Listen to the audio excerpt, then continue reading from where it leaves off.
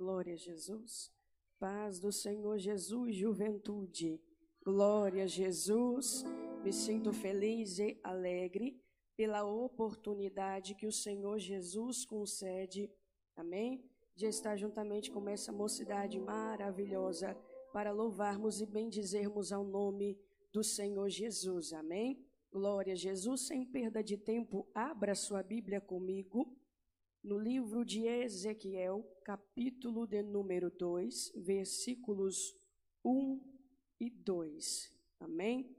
Glória a Jesus. Quero aqui agradecer a Deus pela vida da nossa liderança, amém? Glória a Jesus. Quero agradecer ao Senhor pela vida da nossa presidente, a nossa irmã Johanna, que nos concedeu a oportunidade e aprove ao Senhor nos conceder a oportunidade de ministrar esta juventude nesta noite, amém? Ezequiel, capítulo de número 2, versículos 1 e 2, amém? Glória a Jesus. Diz assim a palavra do Senhor. Então a voz me disse: Filho do homem, fique em pé e falarei contigo. Enquanto ele falava comigo, o Espírito entrou em mim e me fez ficar de pé, e ouvi aquilo que ele falava comigo. Amém? Glória a Jesus. Assentai-vos. Bendito seja o nome do Senhor Jesus. Amém? Irmãos, o texto nesta noite vai nos falar acerca, aleluia, podemos dizer, do início do ministério do profeta Ezequiel. Quero falar um pouco, aleluia, da situação e do contexto a qual o Senhor levanta Ezequiel. A Bíblia vai nos mostrar desde o livro de Gênesis até o livro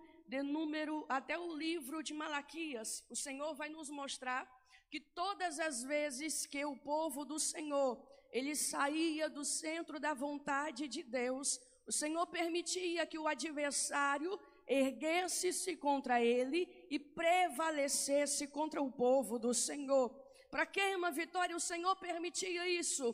Porque era um meio do Senhor fazer o povo entender e enxergar que eles estavam em falha com Deus, que eles estavam fora da vontade do Senhor. Então o Senhor permitia o adversário trazer juízo sobre o povo, para que o povo viesse se consertar e se converter a Deus de todo o seu coração. A Bíblia vai nos mostrar, aleluia, em uma invasão, a qual é o meio do contexto em que Ezequiel é levantado. A Bíblia vai dizer que o rei Nabucodonosor, ele invade a Babilônia, ele derruba os muros de Jerusalém, ele invade Jerusalém, ele derruba os muros de Jerusalém, ele queima os 12 portões da cidade de Jerusalém, ele derruba o templo que Salomão ergueu para a adoração do povo, aleluia. Nabucodonosor com seu exército destrói e ele desaparece como a arca da aliança, que era o principal símbolo da presença de Deus no meio do seu povo. Após isso acontecer, houve uma grande ruína e uma grande desmotivação no meio de Jerusalém. Por quê? Porque Satanás, aleluia, ou o adversário se ergueu e prevaleceu contra o povo. A Bíblia vai dizer que ele derruba completamente os muros que protegiam Jerusalém. Mas quando eu olho para isso, eu vejo como se Deus mandando um recado para Jerusalém, porque quem sabe Jerusalém estava confiando mais na proteção que eles tinham aqui na terra, que era o muro, do que na proteção do próprio Deus a qual ele servia. Então Deus deixa os muros caírem, como quem diz: se eu não guardar, não há quem guarde. Como quem diz: se eu não proteger, não tem quem proteja. Aí eu me lembro de Salmo 127, se eu não edificar a casa, em vão trabalha os que a edifica. Se eu não guardar a cidade, em vão, aleluia, vigia o sentinela. Era Deus dizendo: Jerusalém, o muro pode ser de 100 metros de comprimento e de altura, mas se eu, vosso Deus, não vos guardar, não há na terra quem guarde o meu povo.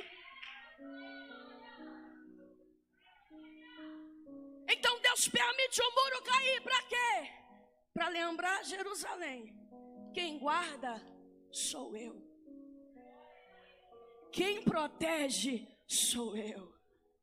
E aqui eu quero abrir um parêntese e deixar muito bem aberto para alguém entender. Sabe por que muitos muros são derrubados na nossa vida pela permissão de Deus? É para a gente se lembrar que não dependemos de coisas da terra, mas é o nosso Deus que é o nosso. Ai, aleluia! É Deus quem guarda, é Deus quem sustenta, é Deus quem nos mantém de pé. Então os muros caíram para quê? Para que Jerusalém deixasse de depender de coisas e passasse a depender de Deus. A Bíblia vai dizer que Jerusalém está em ruínas.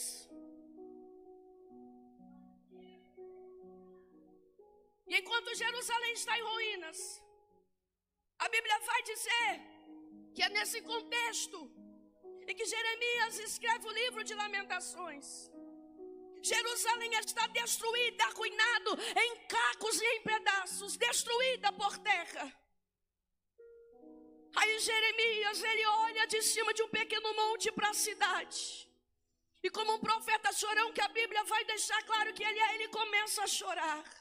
Aí a Bíblia vai dizer que ele vai olhar e vai dizer assim, ó: caiu a coroa da nossa cabeça, ai de nós porque pecamos. Aí ele diz um recado para Jerusalém: Jerusalém, volte-se ao Senhor, põe a tua boca no pó, porque quem sabe se o povo de Deus clamar ainda haja esperança.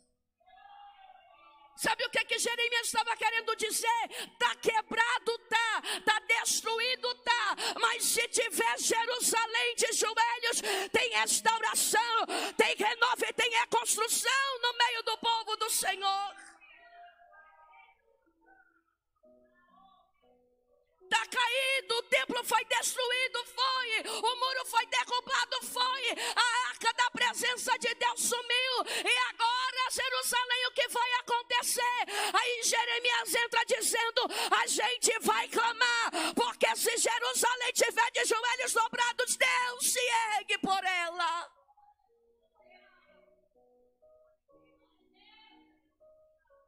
Uma vez eu ouvi uma frase, eu li, não lembro onde, que um crente de joelhos é capaz de fazer Deus se levantar por ele. Quando Jerusalém se lembra, é como se Deus dissesse assim: coloque em ação aí, porque eu estou querendo trabalhar. Clame, porque eu estou querendo trazer restauração, Jerusalém, aleluia. Clama, Jerusalém, eu estou querendo trazer renovo, Jerusalém. Clama, Jerusalém, ainda há esperança, Jerusalém. Aí a Bíblia vai dizer que Jeremias entrega o recado para o povo. Quando Nabucodonosor invade, a Bíblia diz que ele leva a parte cativa com ele, e a outra parte fica exilada em Jerusalém, no meio do ruína da destruição.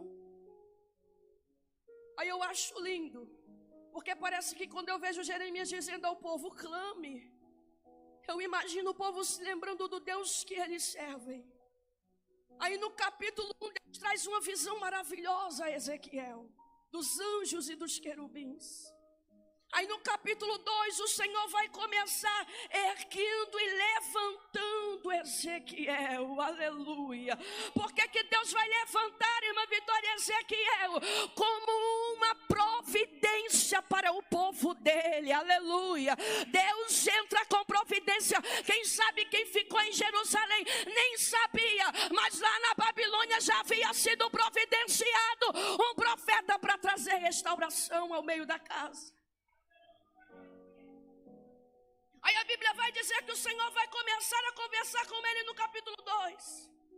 O Senhor vai olhar para ele e vai dizer assim: levanta-te e ponha-te em pé. E eu acho linda essa frase, porque todas as vezes que o Senhor vê o homem prostrado, ele lhe ordena para que se levante. Em Malaquias capítulo 2, versículo 10, Deus ordenou ao povo dizendo: levantai-vos e andai, porque não será aqui o vosso descanso. Em 1 Reis 19, o anjo do Senhor desce a Elias pela segunda vez e diz: levanta-te e come, porque muito comprida ainda é a tua caminhada. A Bíblia vai dizer em Isaías: levanta-te e resplandece, porque vem a tua luz e a glória do Senhor vem descendo sobre ti. O que é isso, irmã Vitória? É porque todas as vezes o contexto em que Deus disse ao homem: levanta-te, a situação era ruim, a circunstância era ruim, mas Deus entra em ação dizendo: levanta-te, como quem diz: a situação é ruim, mas tem continuidade. Levanta-te, o momento é ruim, mas tem continuidade. Levanta-te, vai avante. Por quê? Porque pode ser que o momento seja ruim, a circunstância seja ruim, quem sabe está quebrado e destruído como Jerusalém, mas Deus me trouxe para te dizer: levanta-te, vai avante, porque tem continuidade. Ainda há uma promessa sobre a tua vida, ainda há uma palavra sobre você. Deus olha para ele e diz assim: levanta-te, põe-te. Só que o que eu acho lindo é que Deus ordena. Deus diz a ele: levanta-te e eu falarei contigo. Só depois que o profeta se levantou, Deus falou. Só depois que o profeta se posicionou, Deus falou. Só depois que o profeta se alinhou, Deus falou. E deixa eu dizer uma coisa. Sabe por que tem muitos jovens, e eu não vou aplicar isso só a jovens, porque que tem muitos de nós cristãos dentro da igreja que não vivemos o que Deus tem para nós? Porque a palavra que Deus liberou, nós pensamos que pela palavra dele ele vai fazer tudo. Mas Deus só libera a palavra. É o profeta que se levanta e se posiciona. Ai, aleluia. E hoje nós vivemos no meio de uma geração que quer ouvir Deus falar, mas não quer se posicionar. Hoje vivemos no meio de uma geração que ele quer ouvir Deus falar com ele, mas ele não quer se alinhar com a vontade de Deus. Nós vivemos numa geração que ele quer viver a bem-aventurança do Senhor, mas não quer praticar o princípio da palavra. E Deus me trouxe para dizer: pratica e viva conforme eu te ordenei, e eu abençoarei você e te agraciarei com cumprimento de promessa.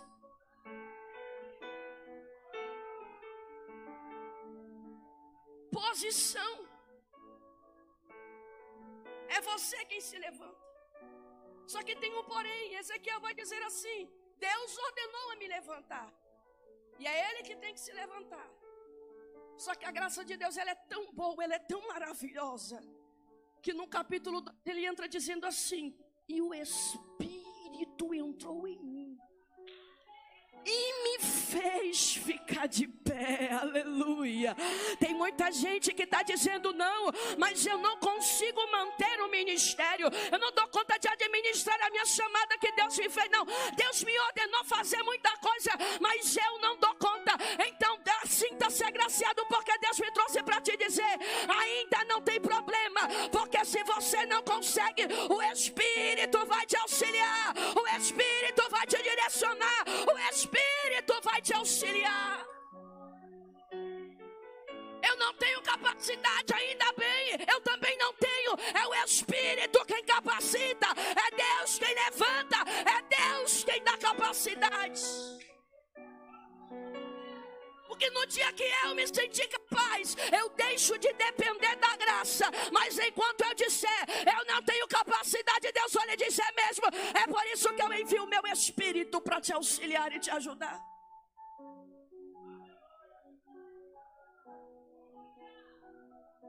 E eu quero finalizar. Eu quero olhar para uma juventude nessa noite. Eu quero entregar algo que Deus fez arder no meu coração. No capítulo 2, é Deus quem levanta Ezequiel. No capítulo 2 mostra Deus dizendo: levanta-te e põe-te em pé. O Espírito faz ele se erguer. E quando ele se levanta, Deus fala com ele. No capítulo 2, é Deus quem levanta Ezequiel. Capítulo 37, Ezequiel é quem profetiza para um vale de ossos secos e eles se levantam. Aleluia. Não, eu vou dizer de novo para você entender, porque eu quero liberar uma palavra sobre essa juventude nessa noite.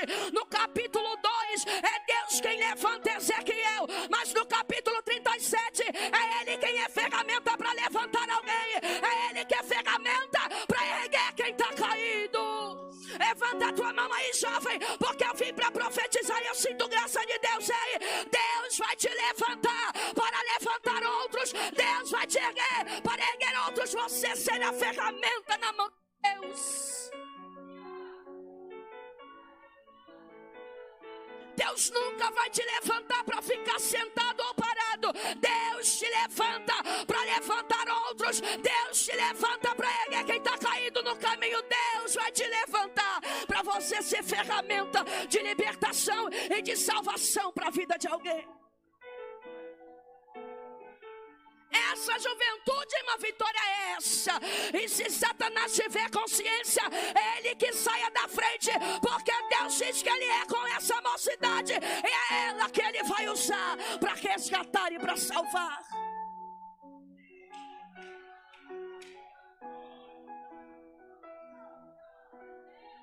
Eu prego nessa noite para jovens que serão ferramentas na mão de Deus. Oh, glória. Eu prego nessa noite para jovens que serão instrumentos para dentro da sua casa.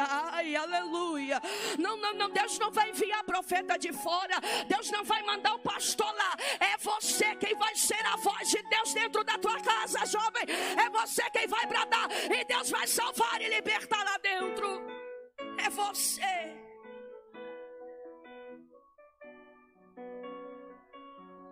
Erguidos para erguer, levantados para levantar. E eu vou dizer de novo: erguidos para erguer, levantados para levantar, resgatados para resgatar. É você quem vai ser o instrumento de Deus. Vitória, eu não tenho estudo, eu não tenho sabedoria, eu não tenho aptidão para falar. Não importa e não interessa. Deus não quer olhar o teu histórico para te escolher. Alguém quis mostrar o histórico de Saulo para Deus e dizer: não, ele não. Aí Deus, é como se Deus desse uma diquina dizendo: eu não quero saber do passado. Vai, porque ele é para mim um vaso escolhido. Não, Deus não quer saber do teu passado. Não, Deus não quer saber do histórico que você passou. Se a história é bonita, se aleluia, dentro da casa tem alguém de nome. Não. Deus só quer saber se você está aqui e se você quer ser instrumento na mão dele. Só isso que ele precisa.